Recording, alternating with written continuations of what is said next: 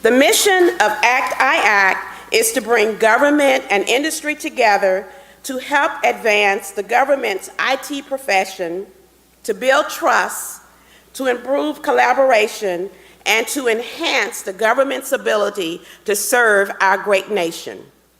So before we get started, we would like to take a few minutes to recognize the incredible amount of work, hours and days that this year's planning committee put in to ensure that this small business conference is a success.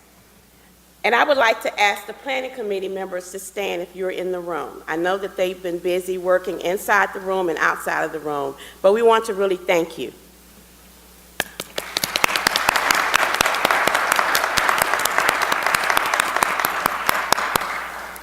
Of course, I would like to thank my partner in crime, our industry event chair, Ravia Sutton, whose partnership and leadership has been invaluable.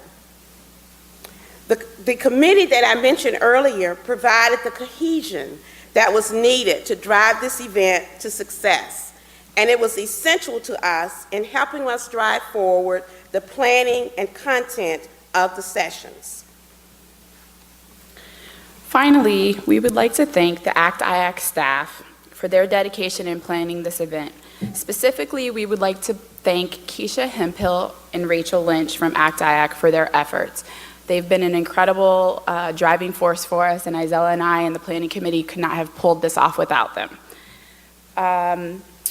Delivering a conference of this magnitude and coordination would not have transpired without their support and the support of the entire ACT-IAC team. We would also like to ask the members of our planning committee to stand, which I think we did already, so I'm going to skip that part. An event like this would not be possible without the assistance of our sponsors. I would like to thank this year's Gigabyte sponsors, Accenture, AT&T, CenturyLink, and HP. Please join me in a round of applause for these sponsors.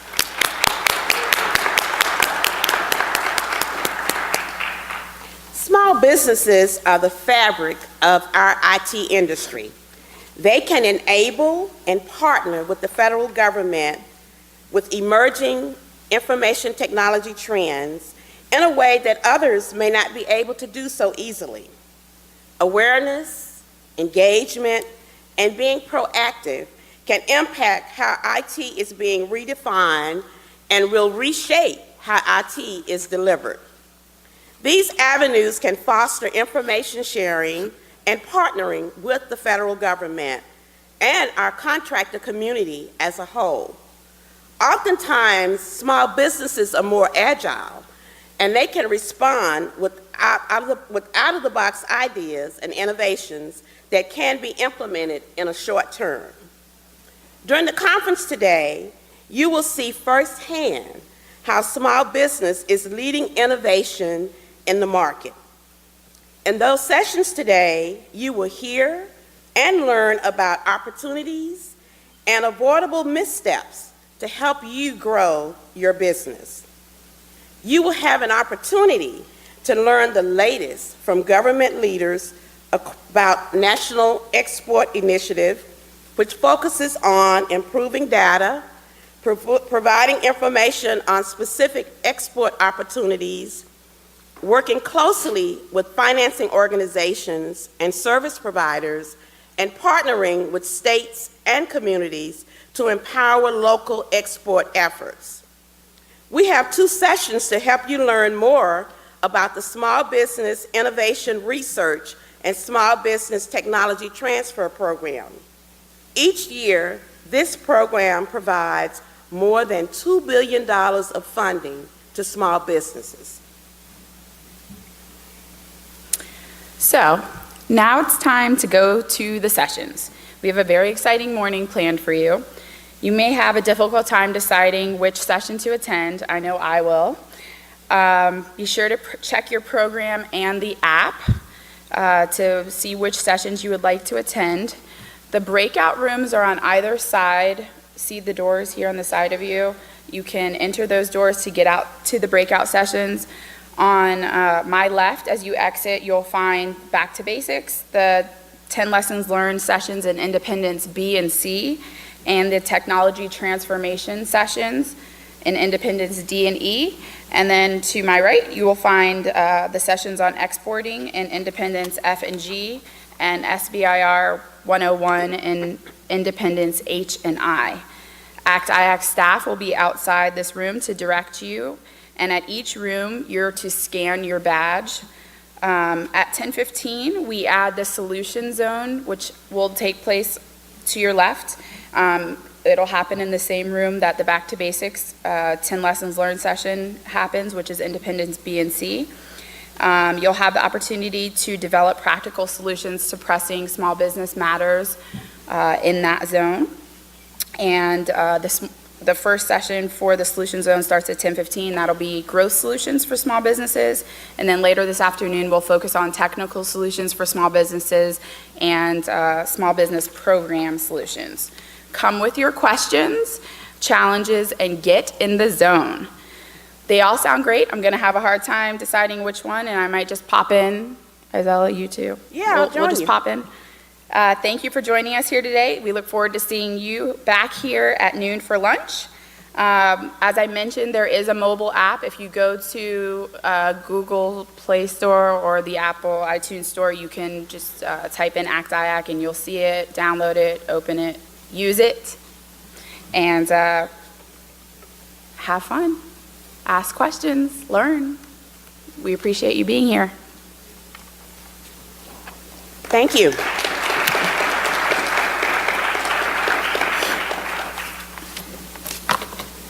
This is where you go to the breakout session. I know, there's supposed to be some music to tell you, get up, come on.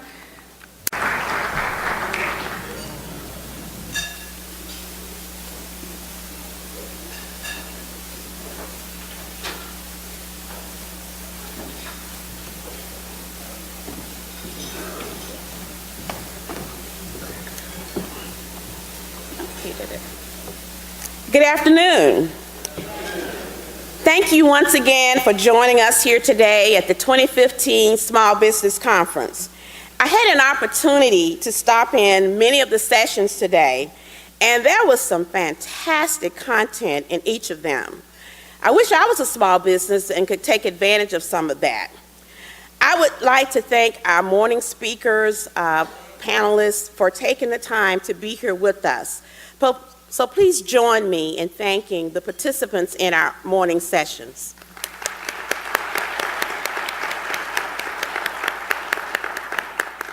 As we all know, no event like this can take place without a great deal of help and support. Please join us in thanking our sponsors whose generous support has made this event possible. Our Megabyte sponsors are CDWG, CSC, Dell, Davis, Edwards Project Solutions, Evolver, Hughes Network Systems, Leapfrog Solutions, Lockheed Martin, Empowered Strategies, Microsoft, National Government Services, Net Impact Strategies, Nobless, and Saudi Solutions Services. We would also like to thank our platinum sponsor, Sage Communications, and our media partners. We also want to thank our media partners and all the other media who is here today for supporting the event. And finally, our appreciation goes out to our exhibitors who are supporting and participating in the event for today. If you have not done so already, we encourage you to take a moment during this activity-filled day and visit the exhibitors and see what they have to say. It is now our pleasure to award the 2015 Small Business Advocacy Awards. Once again this year, ACT-IAC Small Business Conference will feature the presentation of 2 Small Business Advocacy Awards. An individual from government and one from industry will be recognized for their contributions in making a difference in promoting the growth and development of small businesses. Nominees were evaluated based on the following criteria: accomplishments demonstrating the nominee effective in the advocacy of small business, evidence of increased business opportunities for small businesses as a result of the nominee's action. Volunteer efforts beyond professional responsibilities to advance the interests of small business within the community, our state, and our nation. Demonstrated success in operating and obtaining support within the community for the growth and development of small businesses. The nominations were reviewed and selected by a panel of government and industry judges. The panel was chaired by Jose Arrieta from the Department of Treasury and Brian Green of Learning Tree International. We would now like to award the 2015 ACT-IAC Small Business Advocacy Award for Government to Jackie Robinson Burnett. She's the Associate Administrator of 8A Business Development, the headquarters of the Small Business Administration. In December 2014, Jackie Robinson Burnett was named the Associate Administrator of Business Development at the U.S. Small Business Administration. Prior to joining SBA, she served in the Pentagon as a Deputy Director, Office of the Secretary of the Army, Office of Small Business Programs. In this position, with over $16 billion in annual contract awards to small firms, she managed the largest federal small business program in the country. During her 7 months with the Army, she provided leadership and guidance to a network of over 200 military and civilian small business specialists. From May 2010 to May 2014, she served as the Associate Director for the U.S. Army Corps of Engineers Small Business Program. In this capacity, she served as the Senior Authority on Small Business Legislation and Regulations, developed and implemented training programs, set the visions for the Corps of Army Engineers small business workforce, and built and cultivated a competent and disciplined team of advisors equipped to deliver sustainable acquisition solutions. Please join me in congratulating Jackie Robinson Burnett.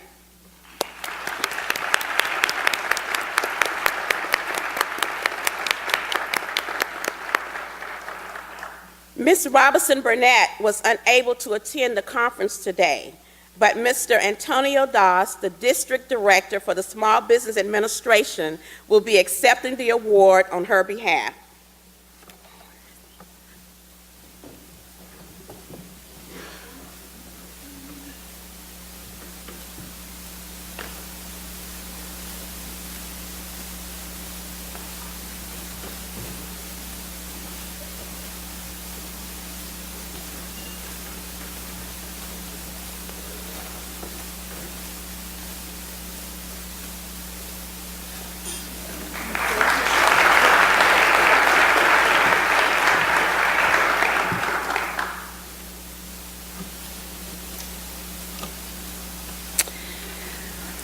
I would like to ask Deborah Jackson Hamilton, last year's award winner for the ACT-IAC Small Business Industry Award, to join us on stage.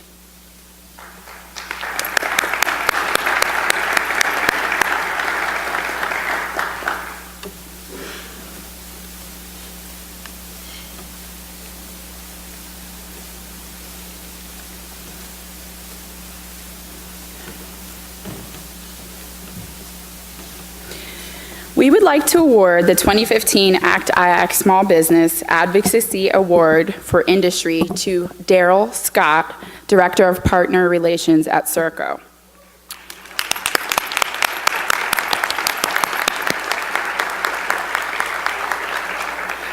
Daryl has consistently championed the cause of small business within Serco by encouraging executive leadership to make it a priority to meet or exceed all small business commitments. Since Daryl took on the role of Director of Small Business Partner Relations in 2009, Serco has consistently met or exceeded the government's small business subcontracting goals in all small business categories. Overall, 49% of CERTGRO's voucher dollars have gone to small businesses, well above industry average. Through his 30-year career advancing the interests of small business community, most recently during the past 4 years as the communications chair of ACT-IX Small Business Shared Interest Group, where he coordinated a myriad of training sessions and many conferences designed to improve the success of new businesses entering the federal market. Last year, Daryl took on the challenge of serving as the first team lead of ACT-IX Small Business Alliance, HubZone Community of Interest, where he created a comprehensive HubZone program. Please join me in congratulating Daryl Scott.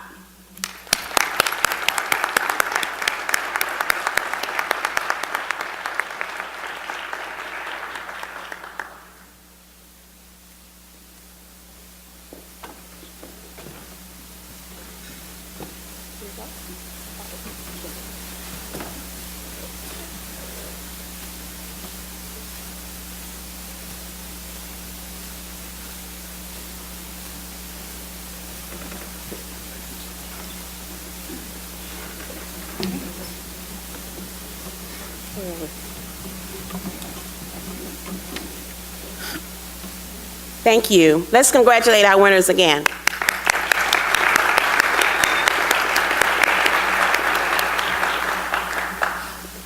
It is now my pleasure to introduce our keynote speaker this afternoon. Julie Lenzer-Kirk leads the Office of Innovation and Entrepreneurship, an office within the U.S. Department of Commerce Economic Development Administration. In her capacity as Director of the Office of Innovation and Entrepreneurship, she is charged with driving programs and policies that support innovative economic development, such as innovation-based entrepreneurship and regional innovation clusters. Her passion is infusing innovation and entrepreneurial mindset coupled with action into individuals, communities, and regions to act as a catalyst for economic growth. Before joining the Department of Commerce, she was the Executive Director of the Maryland Center for Entrepreneurship, which is an initiative of the Howard County Economic Development Authority.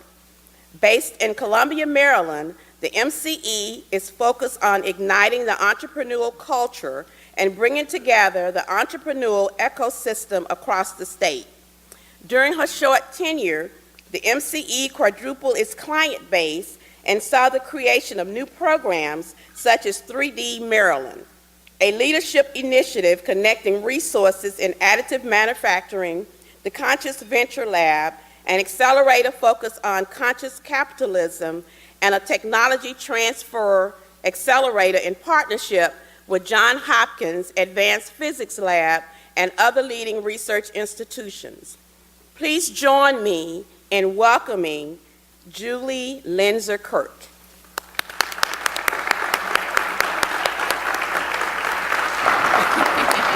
Thank you. Thank you so much. All right, let me find all of this. There we go. All right, let me see the hands of the small business owners, entrepreneurs in the room. Come on, with pride. All right, you're my tribe. What she didn't tell you is that I'm also a recovering entrepreneur. Yeah, I'm not recovering very well because you're supposed to be away from that which you're trying to recover from, and I have been steeped in entrepreneurship ever since I cashed out of my company in 2005. All right, government folks, raise your hands. Who are our government folks out here? Yeah, I'm trying to fit into your tribe. It's a little harder. It's a little harder. So I love the theme of this conference, 21st Century Roadmap. And unfortunately, I'm old enough to have actually seen a real map, and I still don't know how to fold one. But if anybody has that 21st Century Roadmap, I'd love to see it. Because I will admit, I'm not the most, forward-thinking, predicting the next, .com bubble or whatever. In fact, I'm a little bit embarrassed to share this story, but it just illustrates how you just never know. I'm a computer science major, so yeah, I'm a geek. And one of my professors, my last year in school, came to me and was showing me this new technology, and I just didn't get it. And then he told me the name of it. It was Hypertext Markup Language, HTML. In my defense, this was before Al Gore created the internet. So there was the context was a little bit lost, right? So timing is really important in what we do, and especially in bringing innovation to market. And timing, for me, joining the Economic Development Administration could not have been better. I started my appointment on May 19th of last year, really just a year ago. Seems like 10, but in a good way, in a good way. And one of the things that I've been very passionate about is helping to educate folks about the importance of what you small businesses do for economic development. Economic development traditionally is a lot of smokestack chasing and let's go get this big company to relocate here. But statistics show that you are where the growth comes from. You are the ones creating jobs. You are the ones hiring people. And we need to make sure that our policymakers at the federal, state, municipality level get that and support you. So that's my goal in the next 2.5 years that I have, or 2 years that I have left. So what I want to do is I'm going to tell you a little bit about what, just to show you how important you are, what EDA is doing to support small businesses, and talk a little bit about what you can maybe do to help us help you. And I'll try to leave some time for some questions so that any questions you want to talk about, anything at all. So what does the Economic Development Administration do? We really are about improving the quality of life because we're helping to support business that's creating jobs, people that have good jobs, then can buy houses, they can have add to the tax base, good schools, but we're also looking to increase the U.S. competitiveness globally. We can't be competitive globally unless we have the resources that we need to, and that's what we do. So we create the conditions for economic growth. We don't create jobs. You create jobs. We give you what you need, hopefully, to create jobs. We take a regional approach because what's needed in Detroit is not what's needed in Atlanta. It's not what's needed in North Dakota. And so we rely on our regional folks to tell us what it is that these communities need. We invest in the people who are building out the ecosystems. So we don't invest directly, unlike the SBA, our friends at the SBA, we do a lot of work with the SBA. We don't invest directly in small business and for-profit entities. We help those who are helping you. So we focus on helping them to build capacity. We focus on public-private partnerships. And we're really looking to be a catalyst in a community. So how do we do that? We provide investments in the way of direct grants. We create tools out of data. And then we use our power to convene, to help bring people together. And I know this is a little bit, looks like this font's got a little messed up. Sorry about that. So we fund, and I'll go into a little bit more detail about this, but at the end of the day, it is still about creating prosperity and creating quality of life. So one of the things when I came in, as I said, traditional economic development is often seen as the basic infrastructure, or we call it roads and commodes, right? So putting in utility systems and transportation systems. But after you have that, the next thing you really need is technology infrastructure. You can't be competitive. I don't care if you're a dry cleaner. It's very difficult to be competitive without access to technology anymore, especially as we look at a global economy. So we fund broadband, trying to get broadband out into rural communities, making sure that you have access to the internet so that you now know what HTML can do for you. Should have invested. The next one is business support. How many of you small business owners, entrepreneurs, knew everything that you needed to know to start your business and when you started it? Yeah, it's a trick question. I knew enough to know I didn't know anything, especially after my third year in business. Then I really realized how ignorant I was about how to run a business. So we try to support incubators, accelerators. We look at policies that help small business and funding, capital. And I'll explain some ways that we do that. Incubators and accelerators, we've put over $200 million worth of funding into incubators and accelerators since 2008. Most of that has been in physical infrastructure. We also look at, we had the Regional Innovation Strategies Grant, which my office runs. It was a $15 million grant that we've given out $10 million of it a couple weeks ago. The Secretary of Commerce announced that in Orlando. It was great. But part of that was helping to support seed capital into the hands of startups. Our money did not go into the seed capital, but it was operational support to help folks set up, market, and launch seed funds.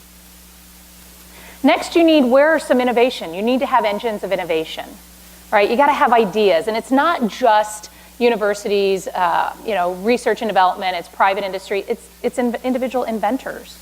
So we help that as well. And then finally at the top is this connected ecosystem. And what do I mean by that? When I was at the Maryland Center for Entrepreneurship, I was also the co-chair of Startup Maryland. Anybody heard of like Startup America, some of the different startups across the states, right? What we did is we looked at, it was for entrepreneurs by entrepreneurs, and we were looking out going, Maryland has incredible resources for entrepreneurs and business, but they're all very siloed. And so what we did is we said, how can we connect all of these entrepreneurs, businesses with these resources? So we did what any entrepreneur would do with no budget, no staff, anything else. We went out and we rented a bus. We did it because my boss looked at me. We had this idea. Let's get a bus. Let's put the Maryland state flag on the side. Let's drive it around the state and connect people, and it'll be big like banner.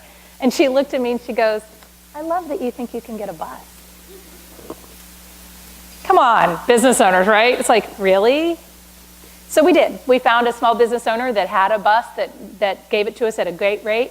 And we drove across the state, 32 stops across the whole state of Maryland, connecting entrepreneurs with resources. And we had a video terminal, we had a video stage in the back, so entrepreneurs could, record their pitch. And then we posted and did a statewide pitch competition. It was awesome. It was amazing. But connecting the dots was really important, because how many times do you talk to one person and they tell you something about your business or what a resource is, and you go to another person and they tell you something totally different, and they don't know what each other's doing. We work very closely with the SBA, with a lot of the other resources we had across the state, but then connecting them with each other and connecting them with the 23 incubators across the state. But how important are those resources to you? If you look at now, when I talk about these resources, and I'm not going to go through each one of these, but this is just a very simplified list of resources. We need a lot to be successful in business, don't we? I'm sorry, I still say we. Forgive me for that, but I'm talking to you, right? Business owners. We need you. You need workforce. How many people have trouble finding the right workforce that they need with the right skills? It's a huge problem. Secretary Penny Pritzker is maniacally focused on how do we get industry to drive skills, to drive the training, job skills training for folks, so that you can hire the right people with the right skills when you need to grow. Nothing worse than sitting there and going, I can't find somebody, and then there's all these people without a job. Mentors, pipeline for students. Students, how do we get them with the right skills? Innovation, so again, I mentioned university researchers, federal labs. How do we get that spark into your hands as potential innovations? There's lots of support that's needed. You need technology, you need facilities. You need decent office space that doesn't, cost an arm and a leg. Programs and services policies, mentoring, and then capital. Loans, grants. The SBA is great at providing the state base provide it. But then at the very bottom, it should actually be flipped, right? It's customers. Best capital for a business ever. In fact, that's how I funded my business. I had a small company called Procter & Gamble that funded us to develop our software. We retained ownership for it and then sold it to other people. That's the way to build a business. Unfortunately, it's not that common, and you can't always do that, but customer revenue is the best capital for any business. How do we connect you with customers? We're looking at how we, as a federal government, can use our power of convening where it's appropriate to use it, things like that. But having that all connected into an ecosystem, having the resources that you need when you need them, having the capital that you need to grow before you need it, That's what we try to focus on. Another thing that we also look at is people and culture is the mortar that really holds all of this together. A culture. You think about a community, you maybe don't think about culture, but there is very distinct characteristics of a community that promotes and helps business and innovation, and one that suppresses it or goes against it. And if you look at it, it's really the glue that helps communities and helps you to be resilient. How many people are not on their first business, that have done more than one? Second, third, maybe? A couple people. They say that actually your most successful business is like your second or third. So those of you who are knocking out of the park with your first, way to go. But the critical elements of an innovation culture are listed there. Openness. You know, if you get into a culture, this is one of the things we found in Maryland, especially with no such agency or, very private, kind of quiet agencies. People want to not share their idea. Well, I can't tell you my idea until you sign this non-disclosure form. I can't help you if I have to, if you have to walk around to tell anybody, a potential customer, I can tell you about and market this to you, but you have to sign my NDA. Really open cultures, it's an interesting thing. The difference between a good idea and a successful business is execution. Everybody has ideas. In fact, I had this really great idea. I used to travel all the time internationally, and I loved to read. And I would carry all these books with me. Like, there's got to be a way that you could, put these on a tablet or something. Yeah, I didn't create the Kindle. Great ideas are all over the place. It's who executes with them. So you guys are going, okay, well, what are you doing up here? You didn't get HTML. You didn't get... So I've learned from my mistakes. And that's what we do. We're not afraid to fail. We're not afraid to fail. Oops. That's interesting. Diversity. Diversity breeds innovation. That is what innovation comes from, a diverse thought, diverse ideas, diverse perspectives, tolerance for risk. Nobody likes risk. We are not, just because we're in business, yes, we are taking calculated risks. I love that. People think that entrepreneurs and business people are just these huge cowboy risk people, and I'm from Texas, so cowboy is kind of fit. But I'm sorry, no, come on, be nice. But it's really a calculated risk. You have to take risks. Trust. You got to trust the people that you're working with. You got to trust the people in your ecosystem. Having role models and then feedback loops to make sure that those things that aren't there, that you have a way to, that you notice there's a way to get there, to feedback and know when you need to make an improvement in an area. But without people, none of this works. And so that's a very soft concept, but something that, believe it or not, when I came into the Economic Development Administration, we were actually looking at this kind of stuff. We're actually looking at applying science to innovation culture. My office also runs the National Advisory Council for Innovation and Entrepreneurship. Why do we have these names? NACI, we call it NACI. And what we do is the Secretary of Commerce is the chair of this, and we look at ideas of how can we, the federal government, help businesses with innovation, with entrepreneurship, and also with their workforce that they need. And so my ask to you is, what do you need? How can and how should the federal government help you? What can we provide in the way of policies? We have programs, and we have convening. And the SBA is lucky they have capital too, but those are the programs and policies. What's missing? How can we help you? Because one of the things that I've really learned is that being an entrepreneur in the government is really hard because it's a very different mindset. It's a different pace. It's a really different pace. And there's just a lot of process that exists for a reason. But when I took this position, I looked at it as an opportunity because as entrepreneurs, we're not used to things being easy. You didn't get in to start your own business because it was going to be the easiest thing that you've ever done, did you? So I'm looking at how can I bring more entrepreneurs into the federal government to share ideas. It's given me an appreciation for just how complex and how difficult some things really are and maybe should be in some cases. but it's also then brought a different perspective of what the ecosystem, what entrepreneurs and businesses really need, what's really helpful. So it's been a great two-way. If we could do like a 1 to 2 year type fellowship, that's one of the programs I'm looking into to bring more entrepreneurs into the federal government.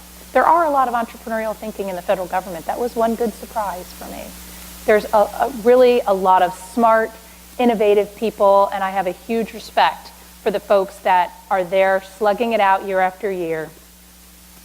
But at the end of the day, you know, we're really here for the same reason you are, is to help you realize your potential, to help you be resilient in the shifting global economy, and at the end of the day, to improve our quality of life. So, thank you. Do we have time for questions? Okay. Anybody have any questions, comments? Don't be shy. She has a microphone back there if somebody has a question. Just takes one person to get started. Thank you. My name is Daryl Scott. I'm with Serco. A question. So I'm actually a employee of a large business, but we work with small businesses all the time. And in the federal government contracting community, we have a lot of research, market research that's available to us. Most of it we have to buy on a subscription basis. Is there anything that is there any market research that's available from your office that's either government contracting related or any other market information that could be provided to entrepreneurs? Because sometimes that's part of the reasons why businesses fail at the beginning, because they're not as familiar with the market that they're trying to start off in. Is that something that you could offer at either at a reduced price or for free? It is ridiculous how much market research costs, isn't it? Yeah, it's like, oh, $10,000, you can have this report. Well, for $10,000, I can go and try it and come back and see if it works. So my particular office does not have specific industry market research, but I will tell you that the Commerce Department, the Secretary is very adamant about opening the data up of the Commerce Department. So the census data, there's a cluster map. I don't know if you've heard of the U.S. cluster map. That's one of the products that we have at EDA, and if you go to the eda.gov, you can see our cluster map. What that does is it shows the resources by industry cluster across the country. And so if you're looking for, let's say, clean technology or something, it will show you where the clean tech clusters are across the country. And there's a really big push for updating and expanding that data to be global. And in fact, I don't know if it's been announced yet, but there's a big announcement coming about expanding our partnership outside of our borders with the cluster data. So that's an example. And I know the SBDCs, the Small Business Development Centers, also have, if you go to an SBDC, they have access to research databases that they'll give you reports for free, I believe. Yeah, right? So they will give you access. If you tell them what industry you're interested in, they'll pull the report from, like, Frost & Sullivan, I think is one of the databases, which is typically one of those $3,000 to $5,000 reports. And they'll give you that report for free. So if you don't know where an SBDC is, go to your SBA.gov or talk to Antonio right here. I'd probably love to. Yes, Charlie Clark with Government Executive Media Group. As you know, there is a proposal from the administration and some in Congress to merge SBA and Commerce and the USTR and create a big business department. I'm wondering if you could do your job as well. Would you be excited about that? I'm always excited when I look at opportunities to collaborate. And in fact, that was one of the original goals set out in my office was created through the America Competes Act. And part of it was to collaborate across the federal government for innovation and entrepreneurship. So I'm an entrepreneur. I'm not going to wait for somebody to tell me I can do that or that I should do that. I'm doing that already. So I think any opportunity to pool government resources, however it's done, whether it's done formally or informally, I don't really care, because I'm going to do it anyway. And in fact, SBA, we work a lot with SBA. There's with our minority business development Administration and BDA. I make it a point anytime that we're looking to launch a new program, I'm like, who else in the federal government could be doing this? And we reach out. Department of Energy, we've done a program with the Department of Energy on green technology commercialization. So, I personally don't let organizational boundaries govern. I think it's really important that we, as the federal government, really leverage our programs and our experiences to help each other, whether it's formally or informally. My name is Nam Nguyen. I'm from CGI Federal, and I think that one of the things that will be very helpful for the small business community is that the government somehow help the government official to understand the FAR Clause 201.15, I believe, to encourage the government actually to communicate and level the playing field for small businesses when they release, competition bid, right? And so I just wonder what EDA or SBA trying to do or doing more to help level the playing field. So the question about leveling the playing field for small business. Again, we don't give money directly to small business. That's really the SBA, but between the 8A, a lot of the contracting set-asides and things. I know that I am part of the White House has an inclusive entrepreneurship initiative where we're looking at how do we try and get more diversity into the supplier, into federal contractors. The White House announced the Demo Day coming up in early August. If you have not seen that, you can go to the White House website and just Google White House Demo Day. And we're looking at how can we, again, level the playing field to bring in a more diverse mixture of entrepreneurs and small businesses. Julie? Yeah. Hi, I'd like to follow a follow-on question.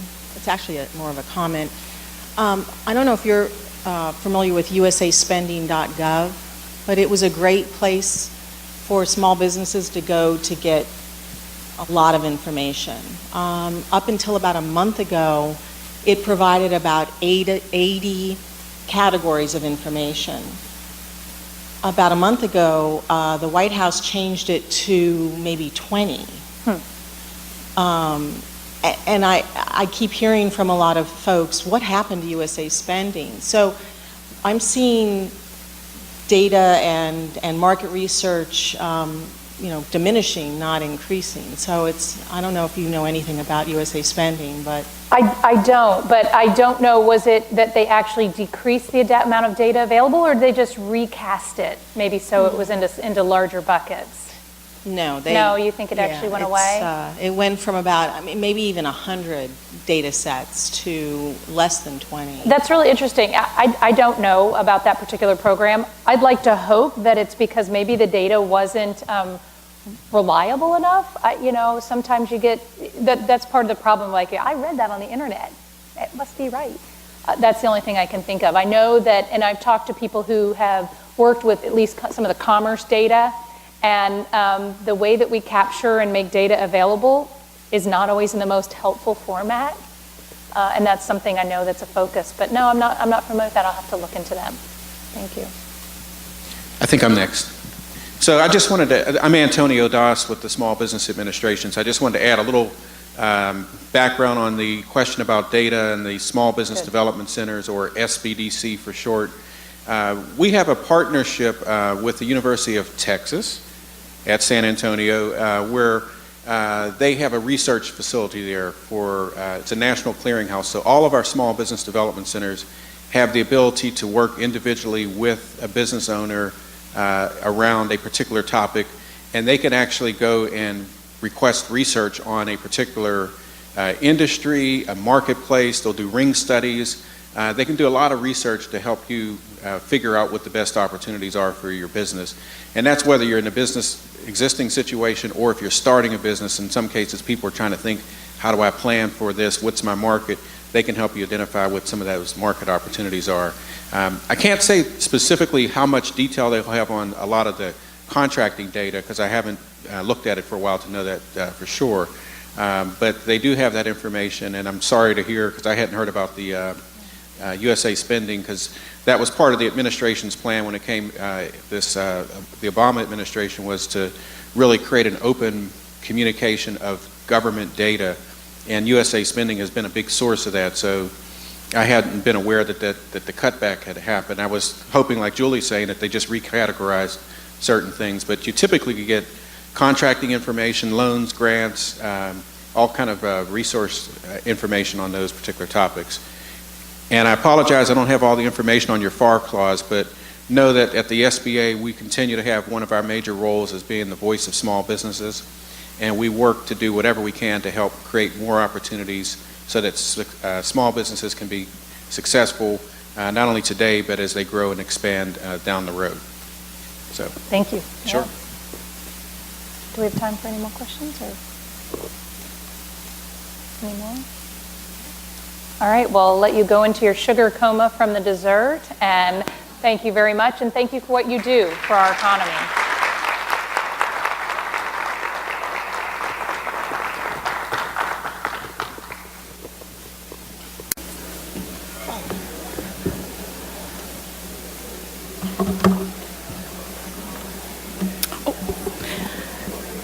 Get it on. Thank you, Julie, for that fascinating insight into your work at the Department of Commerce and your years as a small business owner. I know I found it very enlightening. Please join me in thanking Julie. I think I'm going to skip up.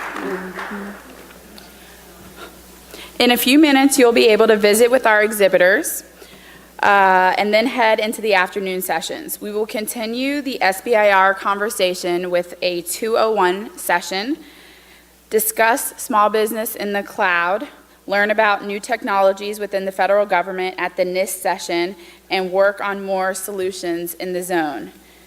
New for the afternoon is the Opportunity Pipeline, focusing on growth opportunities for small businesses, and an opportunity roundtable with the government customer. Here's what our afternoon looks like. Okay. Oh, maybe that was you. So as you can see, we have an exciting afternoon planned for you. Don't let that dessert, slow you down. ACT-IAC staff will be on hand to help you find the sessions that you would like to attend, and also to scan your badge at each room. While you're at the exhibitor showcase, be sure to stop by the ACT-IAC booth and talk with the representatives of the ACT-IAC Small Business Alliance to learn about the work they're doing for small businesses like yourselves and any upcoming programs. We will see you this afternoon at the networking session. You're dismissed. Thank you. Thank you. So we don't have to come back up here. Nope, we're done. My bad.